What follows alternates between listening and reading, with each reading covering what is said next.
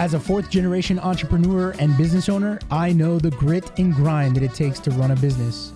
With ChingonSA, we're capturing stories from other local business owners and sharing them with you, our querido community of San Anto.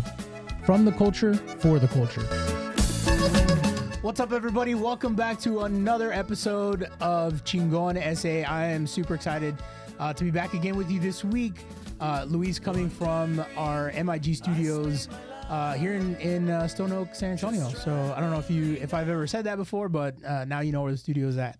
I am super excited to welcome the Honorable Raul Perales. He is an associate judge, born and raised right here in San Antonio. He's a graduate of SAISD, baby, Fox Tech High School, and UTSA.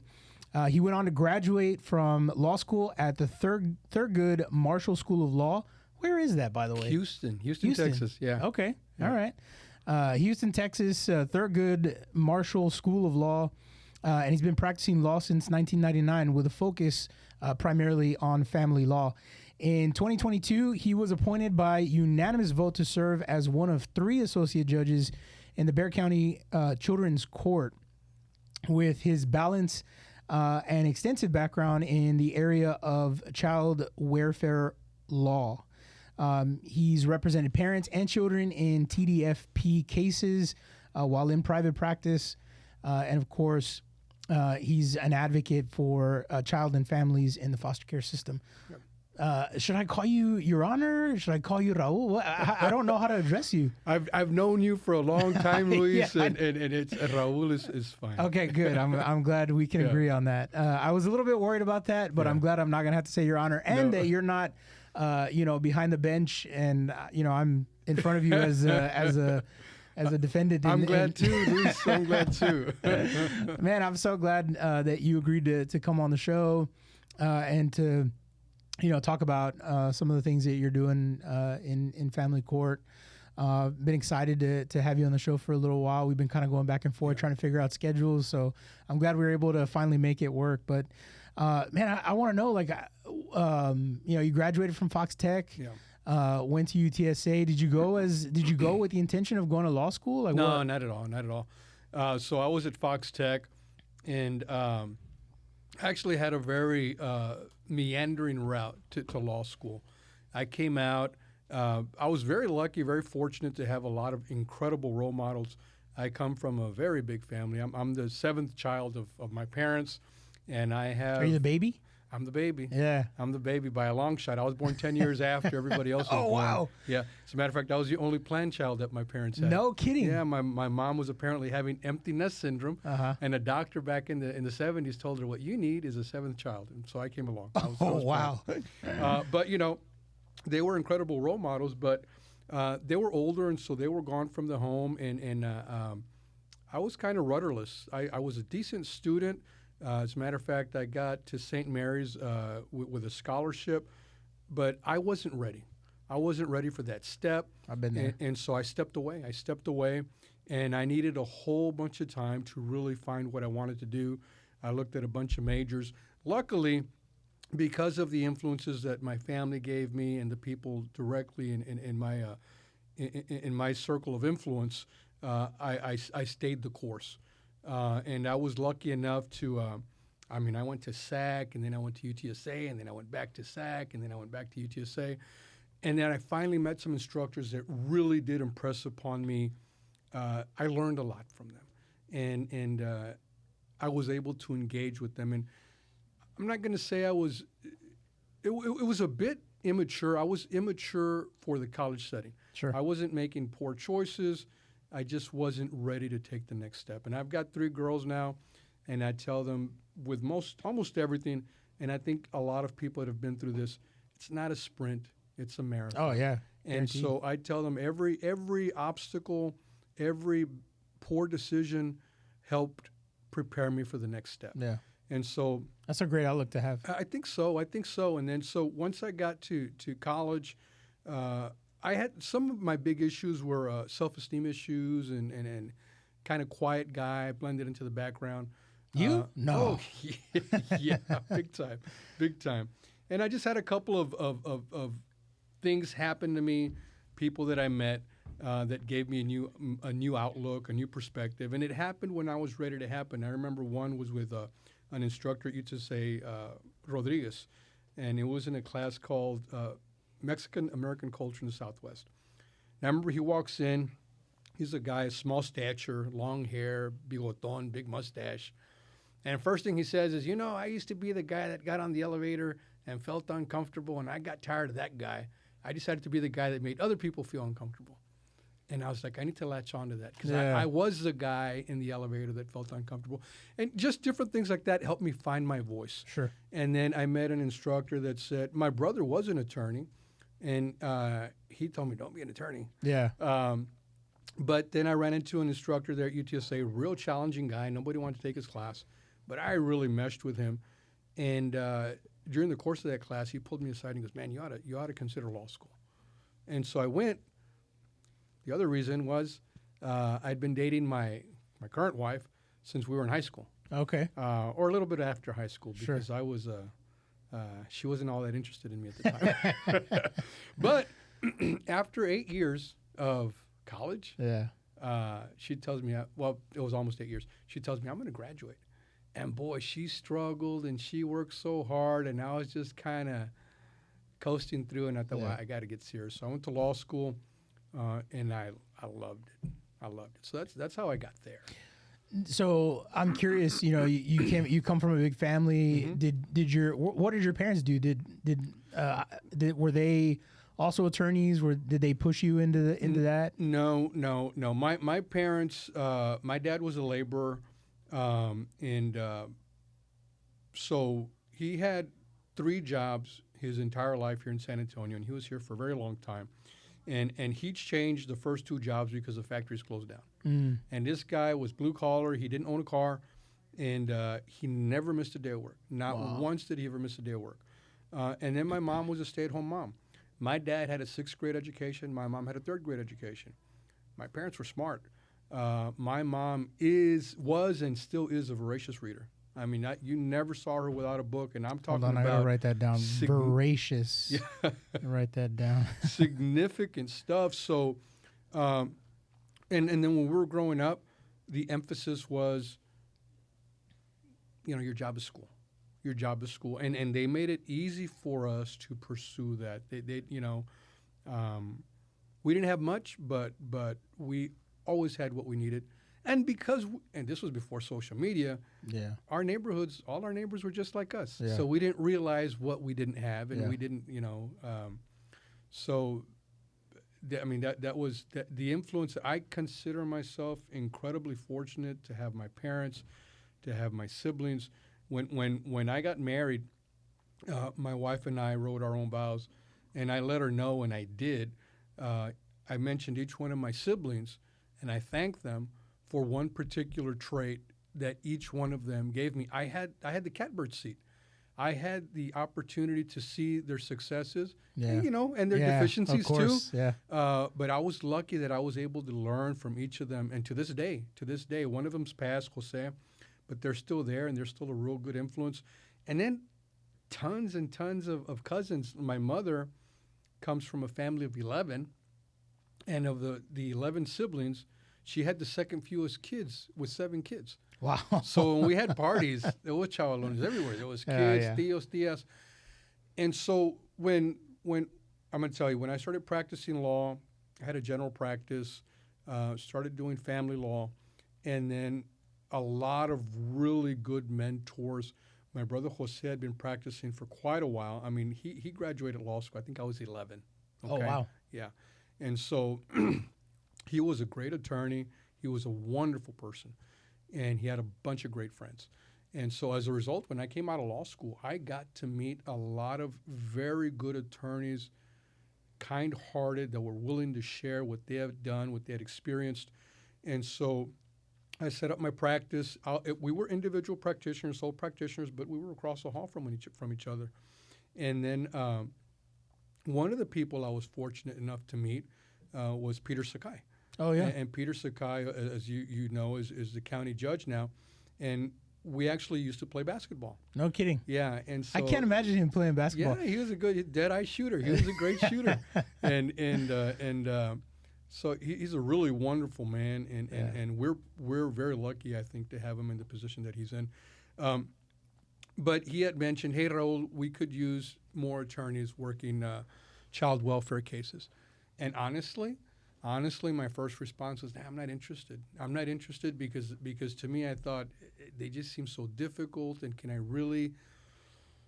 I wasn't sure I wanted to do that. I already had my own practice, and boy, it's easy to take, if you come into my office, take your burden as my own. Yeah. And I thought, I can't imagine doing that. So real quick. So I'm sorry to interrupt, but I just want to make sure I understand. So you were practicing your own law, and he was asking you to consider coming to the prosecution side, the state side.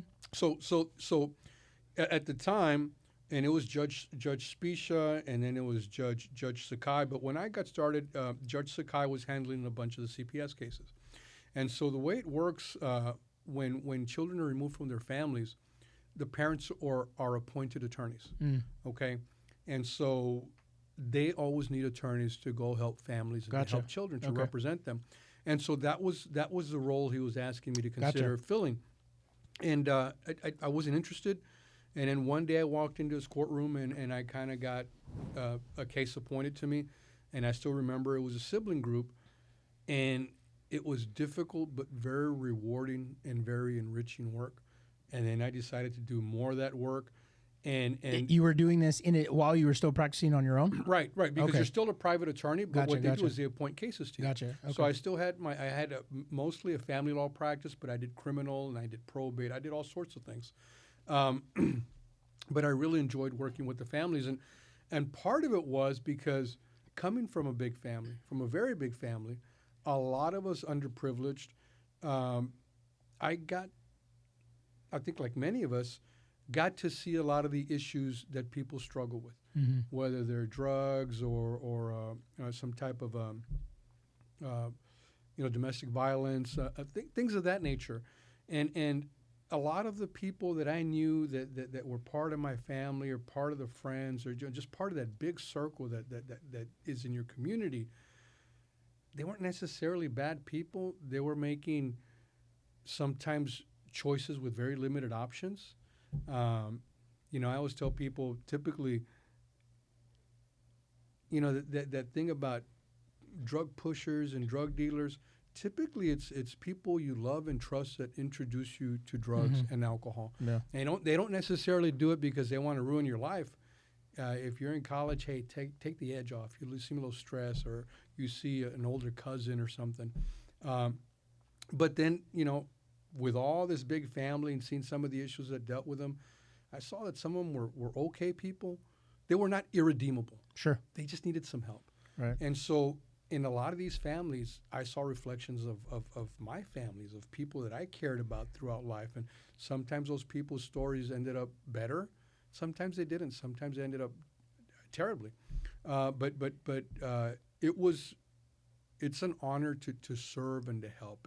To me, I enjoy trying to help. Yeah. And so that's how I got involved in those cases. Plus, you get to work with a lot of people, the whole gamut. So the group of attorneys that take these cases, they could be doing a lot of other work and probably making money, a little bit more money. Money, period, right? Yeah. But they're dedicated, and they're dedicated to the families and to their clients, and it's a really tight-knit group. And then, the judges, I worked with Judge Sakai when he was there. And then when I started working these cases, it was Judge Richard Garcia and Charles Montemayor. Richard Garcia retired. Charles Montemayor is there. He's one of the associate judges that I'm there with. And Kimberly Burley, she's there. And then you meet the DAs, you meet the caseworkers.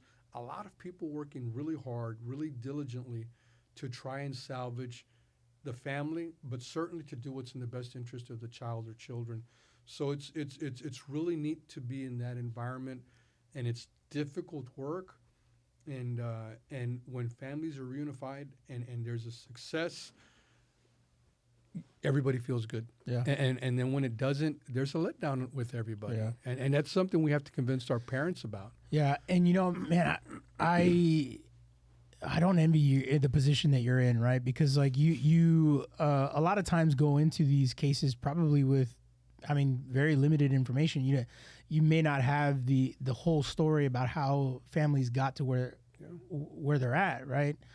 So I certainly don't envy the position that you're in. You know, my brother and sister-in-law have been foster parents for a long time. Mm-hmm. I remember one of the cases that they had. It was supposed to be a short-term situation, and then COVID happened, and it ended up, you know, because everything stopped, right? Yes, it did. And so what ended up being a 2-week placement ended up lasting, I think, like 8 months or something like that. And you know, trying to navigate the online system and visitation and all that was just, I mean, it was hard on everybody involved.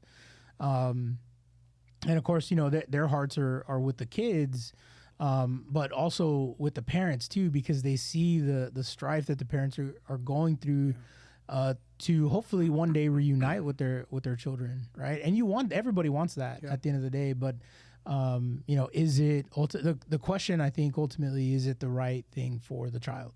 It's absolutely, and the cases are styled. The title of the case is in the best interest of the child or children. Yeah. And sometimes that's part of the difficulty because your heart is breaking for the parents. For sure. But ultimately, you have to make the decision that's in the best interest of the children.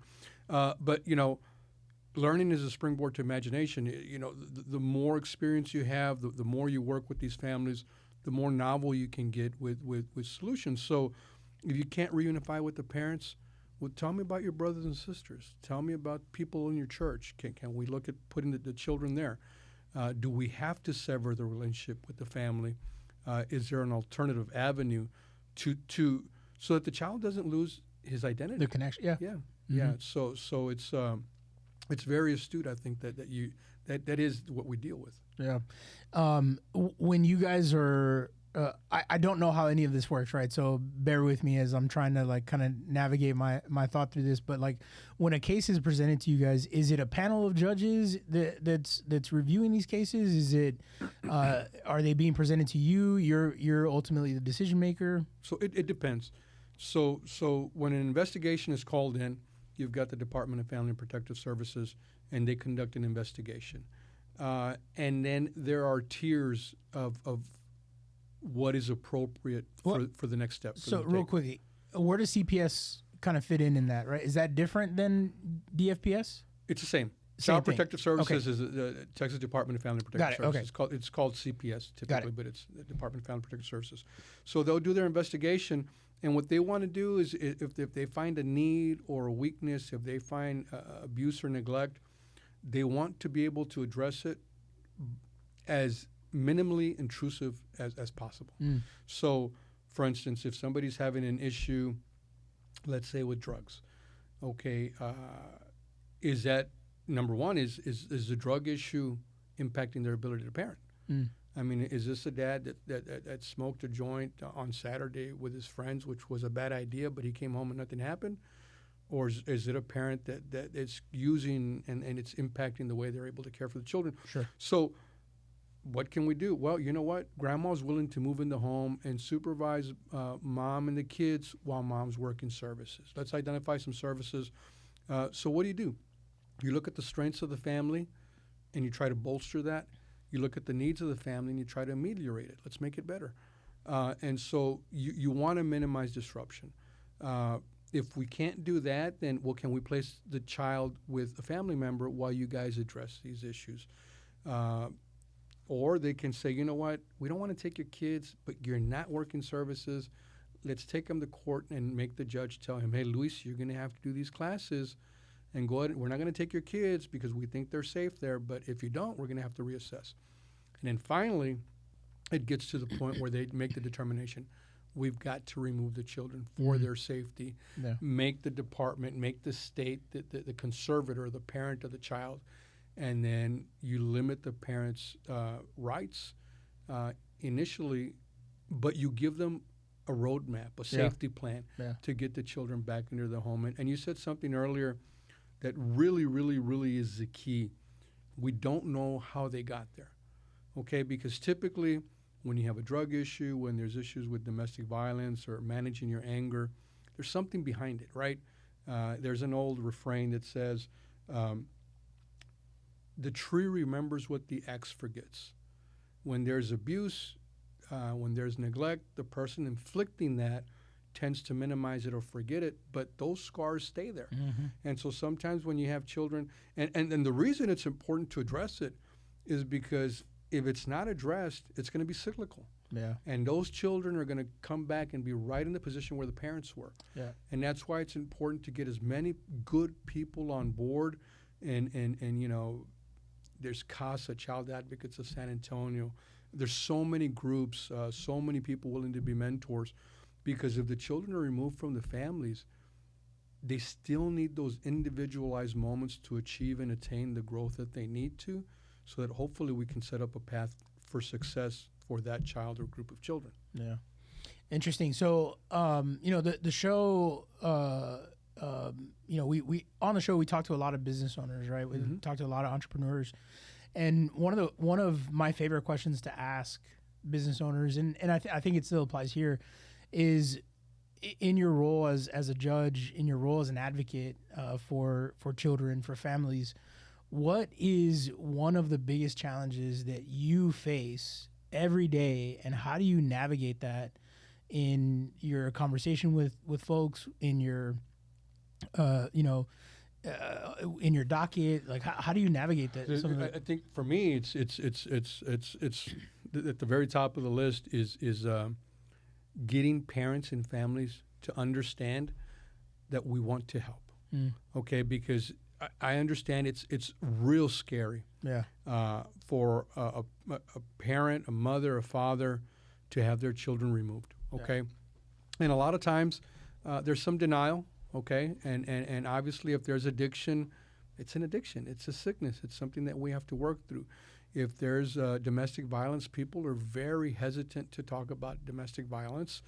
And typically, if somebody's got an issue with substance abuse, people around them know. Yeah. Sometimes when there's a domestic violence issue, people around them don't know. Oh, wow. Okay, and you know, sometimes people are isolated from their friends and family because people have some concerns. But the fact is that when the parents get there, I mean, there's a judge, there's 4 or 5 attorneys, there's a DA, there's a caseworker. And the very first thing is that they're hearing evidence about why the children were removed. And so I think it's very it's not hard to understand that as you're sitting there, you're thinking, all these people are against me. Yeah. And so the first case in a legal removal, it's typically referred to as the adversary hearing. Because if you're going to fight, that's typically where you're going to fight.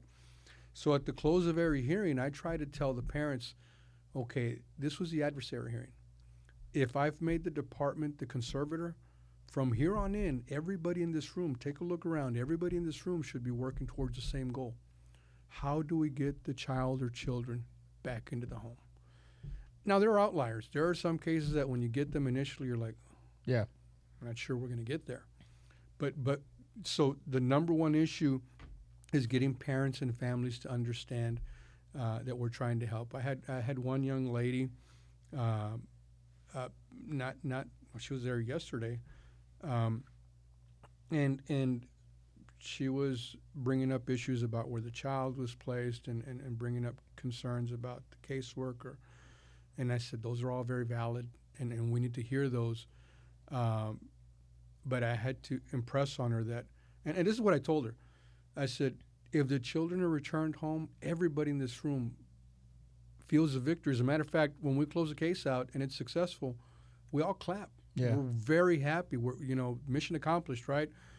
And if we don't, if parents fall short, it's disappointing. And so we want them. That's the most difficult thing to understand, that we want to help. How do you relay that information to the parent, right? Because like you said, I'm sure a lot of them are coming in defensive from the jump, right? Yeah.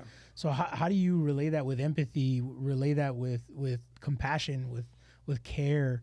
That's got to be tough. We have to let them express themselves. We have to be willing to and not listen. take it personal. And not ever take it personal. And it's hard not to sometimes. Yeah, for it's sure. It's hard not to sometimes. Yeah. But then we're lucky enough. I'm not a psychiatrist. I'm not a psychologist. I'm not a therapist. We send them to experts so that they can work on them to have them open up. So, again, it's intimidating. If there's violence in the home and there was a physical altercation, how do you broach the subject without first saying, okay, there's something I need to work towards? Right. And so you need to convince them that it's okay to open up. It's okay to I had in our court, different courts have different, they're called specialty courts. We have a family drug court that we work with. And with this court, we identify different people throughout the system, identify families that could benefit from extra attention, extra services. And the parents have to go in there saying, hey, I've got an issue I have to work through, okay? And there are certain things that will exclude them. But if they become a part of this program, we've got a manager, we've got some monitors that work with the parents a lot. The Department of Family and Protective Services, CPS, they've dedicated a special legal team to work with these families. So, unfortunately, with CPS, it's a tough job. Being a caseworker is a tough job. They have a lot of responsibility, and sometimes there's a lot of turnover. So, as a parent, you may start working with one caseworker, you start to establish a little rapport, and they're gone. And then there's another caseworker, and there's another caseworker. And it gets scary. Think about that. Yeah. Sharing your deficiencies, your difficulties, and then you have to start from square one. And it's hard. It takes a toll to have to reopen that wound. So they're working with the family drug court, and then we meet with them, and then we're all in the same room, and we ask the parents to come up, and we ask the monitor about their progress, and we ask the caseworker, and we applaud their success. Every step is important. And then when there's a setback, we're honest about it. So the mom and dad will be sitting there, and I'll be sitting here. I'm not up there. I don't have my robe on. We're just having a dialogue. And we ask for their input. What can we do differently? And everybody's on the same footing. So if the parent did something that wasn't up to par, we have to address it. But if the department did something that's not up to par, then, hey, we got to fix that. Yeah. We got to do that right now. And so we achieve reunification much quicker. And it's really impressive. And this is the wonderful thing about it. What we do when we have our check-ins, we bring in the parents that are already in the later phases, and they've already been reunified with their children. They're getting ready to graduate. And you start asking them the questions. How difficult was it to open up? Oh, man, it was difficult, blah, blah, blah. What were your thoughts at the beginning of the case? That it probably wasn't going to be successful, that it was too much for me, that it was beyond me. And you can see people in the back that maybe it's their first, second, or third time there. They're thinking, hey, man, that story sounds a lot like mine. And this guy, this woman that is in a situation that I'm in a situation that they're describing, and they've had a modicum of success, and it empowers them to come up. And you see the first time I call them up, they're tight-lipped and they're scared. And then after that, they're turning around and they're talking to the parents, hey, man, we can do this. And so it's edifying when you see somebody that came from the same situation and they're achieving success, and it gives them permission to achieve success. Yeah. I'm curious, is there any type of like program, or is there like an organization that like maybe matches families with each other, that says, hey, this family has been through a very similar situation as you, and look at their success, right? And then maybe like a mentorship program for families that are coming through the court system. Is there anything like that? There is a mentorship program. The name escapes me. Oh, okay. But there is, and I think, I'm sorry. That's all right. We can add it. We can add it in later. So many acronyms and so many names. Yeah, no kidding. But there's one specific group, and so they recruit families from churches. Okay. And they're a faith-based organization, and so one of the situations that we have a lot when parents aren't able to be reunified, then the department and the court is under a duty to look for family, and so oftentimes families having to is willing to take children in that require special care and special attention. They've been through some trauma.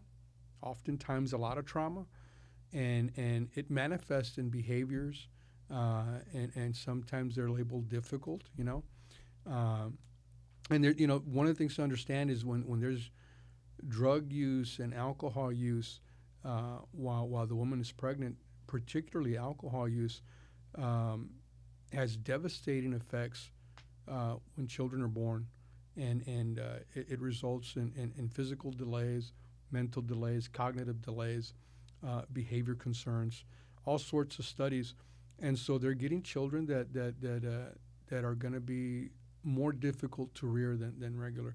So when you have organizations like that step forward and help, and this particular organization that I cannot think of the name, they provide mentors, and they what they do is they match mentors to children, and that's really important because every child is unique, just like we are, and where one child may hit it off with someone of every kid is going to have his own a mentor that fits him, and so there's programs that do that. We work.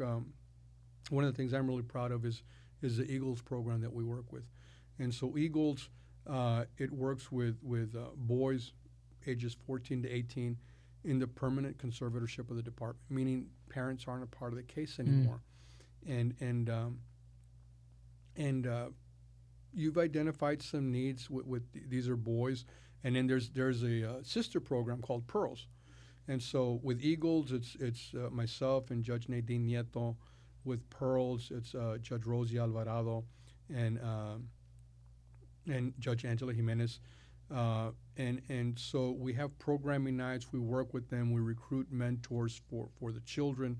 And so it's really important because, so for instance, with Eagles, we're working with young men that really need role models and really need mentors.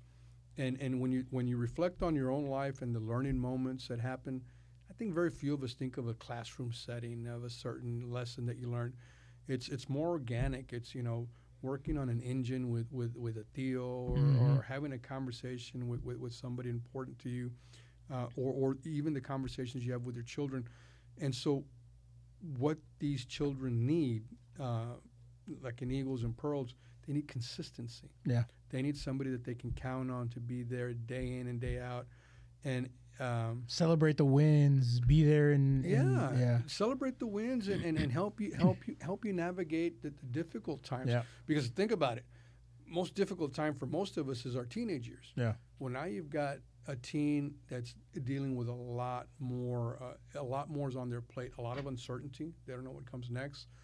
And there's no one to pick up the phone sometimes and say, hey, Uncle Luis or Dad, or there really is that I got to figure it out on my own. We went on a camping trip with the Eagles, some of the Eagles boys, a couple of weeks ago, and it's really a chance for the mentors and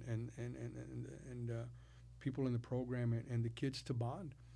And you're seeing 15 or 16-year-old boys out there in the river. They've never really experienced that. They've never experienced camping. And we're talking to them and, letting them shine, letting them exhibit their leadership, talking about goals, things of that nature. I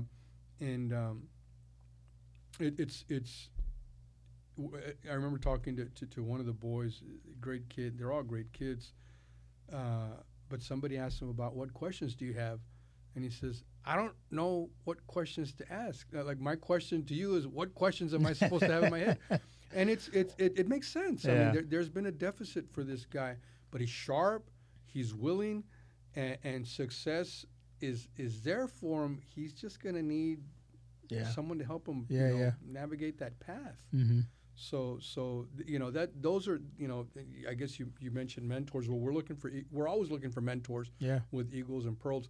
And as a matter of fact, I love your podcast, by the way. I got to tell you. Thank you. The ChingonSA-Podcast. I like what I thought of when I saw your podcast, if you don't mind, is just the different routes that people take to success. Right. Yeah. You allow people to define success for them, and then they go reach it. And I think of the people that you've interviewed and the divergent avenues that they've taken to success. These are the kind of people that these kids can listen to and say, you know what, I've had a path that's a little bit different, but I can get there. Yeah. I can get there. How do people get involved with those programs? How do they become mentors? Is there So like for Pearls and Eagles, we have a program manager, Kimberly Morrison, and people can reach out to her. And of course, she's got to vet them because they're around children that You got to pass a background check. Yeah, the whole thing. But it's just that. It's learning about the program. If you pass a background check, then it's come on down. But we ask for commitment. So, for instance, when we do our programming nights, we meet about two Thursday nights a week. And the month. 2 Thursdays a month. I'm sorry, yes, two Thursdays a month. Yeah, it would be tough to meet 2 Thursdays a month. 2 Thursdays a month during the evening. And so it depends on the curriculum, but we touch on different things that we feel are going to be important. And that these guys may not pick up somewhere else. It's budgeting or contraception. But we've done all sorts of things. We've done yoga. We've done drum circles, just to expand their horizons. Yeah. So because a lot of times they're tentative and they're meek and they don't want to ask questions. So want to get them out of their comfort zone a little bit, and so they can say, "Hey, this is something I never would have done, and this is kind of fun." Yeah. And maybe the next decision, they're a little bit more open to expanding their own horizons. And then we're open to suggestions too, but there's all sorts of things we need to work on, how do you change a tire? These are things that you learn, because of where you grow up. And sometimes they don't have that specific experience. And then there's CASA, which does great things. You reach out to CASA, and they're special advocates, so they come into our court hearings and they establish a really good rapport with the children, and they become like a voice box for the children sometimes in the courtroom. But there's all sorts of programs out there. And I'd be happy to give you some links to the different programs in case anybody's interested, because foster families. Yeah. I think you mentioned foster families earlier, and that is a truly incredible role to fill. I mean, because you bring children into your home and you develop an attachment, and you're meeting all their needs, and it's I am in awe when I see that, when I hear that. Same, man. I mentioned earlier my brother and sister-in-law are foster parents. I remember one of their placements too. Man, I got attached to this kid, man. Yeah. I got attached to this kid. I wasn't even fostering him. We would hang out every once in a while, and I remember, just thinking to honestly, his there was some, just unfortunate circumstances that, as to why he ended up there. Yeah. But I didn't really care about any of that. All I cared about was building a relationship with this kid and wanting so much for him to be successful and to follow him and to see him grow up, because I saw a lot of me and him in my younger years, and he ended up, for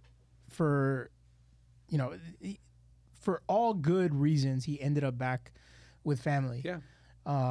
But I was ready to sign those adoption papers up, though. If I had that opportunity, I would have done that. Yeah. I mean, it was just a really cool thing to see. Luis, he's a good kid. Luis, that's exactly what we're working towards, that desire to help these children achieve a modicum of success or a lot of success. Yeah. Because a lot of times they're lacking with that. They don't have that drive. They don't have that belief in themselves. They have low self-esteem. Some of them they're all different. They're all different. But to have someone in their corner. Yeah. Hey, let's figure this out. Hey, everybody needs that, though, right? Everybody needs that. And again, that's what's lacking there. That's what's lacking, because when we're having our court hearings, a lot of times we're asking, is this placement meeting the basic needs of the child? That's all that's required. And basic is a far cry from what a child.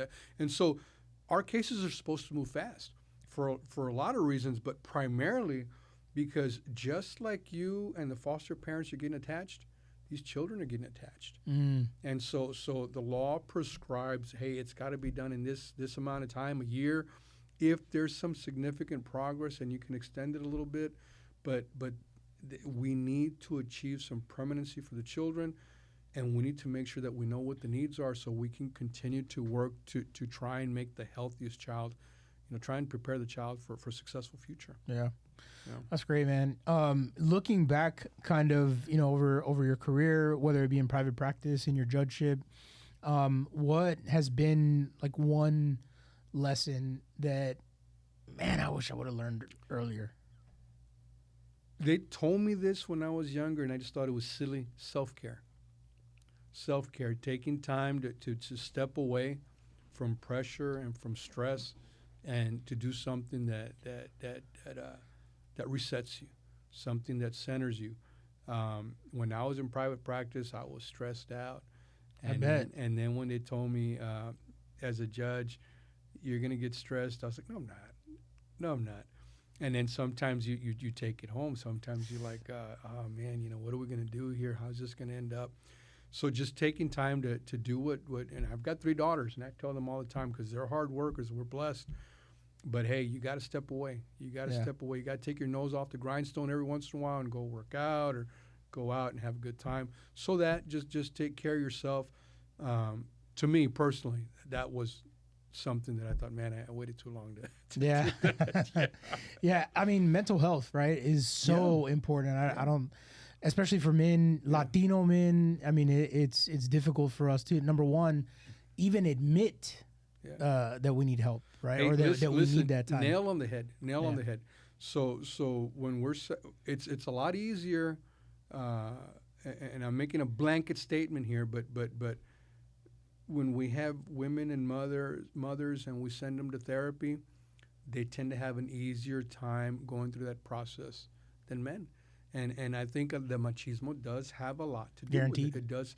I mean, I grew up, I thought therapy was, No, yo también. come on. Yeah. Yeah. And somebody that I really respect, one time I was considering therapy, and I talked to this person that I really respect a lot and love a lot.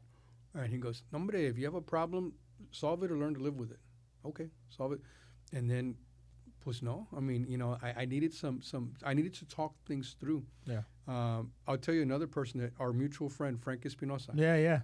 Panchito. When I was in private practice, Frank's always got a smile on his face, and he's always going 100 miles an hour. Always. And I told him, hey, man, I said, it was I was in private practice. Chihuahua, man, I'm stressed out.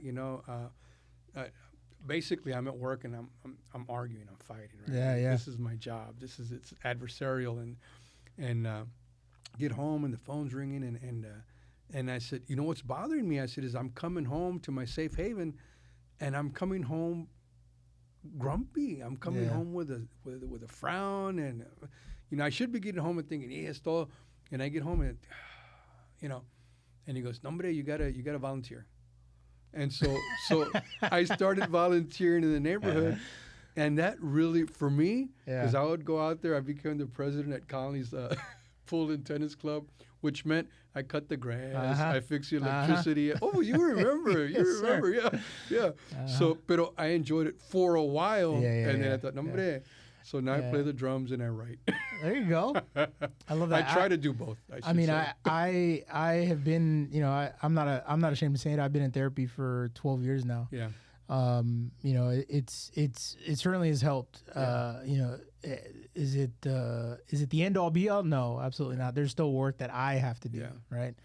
Yeah. But I don't shy away from that. I tell people all the time. I mean, thankfully, I don't need to go every week, right? But it's a maintenance kind of thing, right? But yeah, man, mental health is super important, especially for us Latino men. Yeah. But man, I'm so glad that we got to talk about the programs that you guys are doing. Yeah. You're gonna give me those links. I'm gonna put them in the show notes, and we'll have them for folks to go and check out. But before we go, is there anything that we haven't talked about that you want to make sure to cover before we close out? No, I'm just going to say this. I think it's our duty, all of us, to be cognizant of our space, to understand that what we do and the way we carry ourselves, it impacts a lot of people, particularly the young people that are around us. And I think we can disagree without being jerks. I think we can be on completely opposite sides of the table without devolving to name calling. And I think we can all start. I mean, just Just try to be better at the end of the day than you were at the beginning of the day. Most days you're going to fall short. I think we just, as a group, communally, we need to strive a little harder to hold ourselves to a higher standard. Yeah, it doesn't cost anything to be nice. It doesn't. So it's just that. Yeah, no, man, I appreciate that, and I appreciate you for coming on the show and being open and talking about what's going on. May is Foster Care Awareness Month. That was one of the reasons that I wanted for you to come on. I mean, obviously, you know, we had a lot to talk about, and it was kind of good to, you know, kind of navigate that with you. But thanks so much for coming on the show, man. I appreciate it. You're welcome back anytime. Thank you. So anytime, you know, Eagles are doing something or Pearls are doing something that you want to promote, you let me know and we'll make sure to bring you on the show to talk about it. I'll take you up on that, and I appreciate the time, and I love your podcast. Thanks a lot, man. Luis. I appreciate that. All right. Guys, thanks so much for tuning in to another episode of ChingonSA. We're going to be back next week with another awesome episode. Make sure to like us, subscribe, follow, share, all the things on your social media. This has been a MIG Studios and Serafina Digital Productions. Guys, we'll see you next time.